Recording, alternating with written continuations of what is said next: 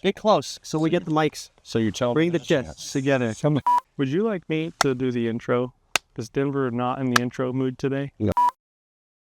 Hey, Denver Black from SoilCraft with Trent Graybill and Joe, the Mo Bailey. Oiler, the rain box is controlling verticillium. Rain box, no verticillium. Without rain box, high risk verticillium. It's an intensive crop to get established, and it's very frustrating because you can have a perfectly healthy crop year 1, 2, 3, whatever, and once that verticillium starts to creep in, you start to see it more and more in the spring, and then pretty soon the stand gets thinner, you're dealing with weeds, and that's frustrating. But after you guys saw this, you flew the drone and you could see basically a night and day difference. And so you guys pulled some samples and took a look at a number of different things, both disease and other features. What we saw after flying the drone was drastic. Metagenomics analysis, which doesn't miss much.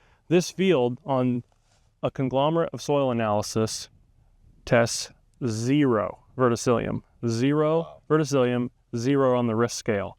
This field, extremely high, 0 out of 5, it's a 5, loaded with verticillium. Right. The difference is treating the water with an advanced oxidation process versus not treating the water. This test, the metagenomic analysis, is showing we have double the organic matter release of nitrogen. Our overall carbon score is, I believe, about 30% difference. Phosphorus utilization is higher in the treated, only due to treating the water.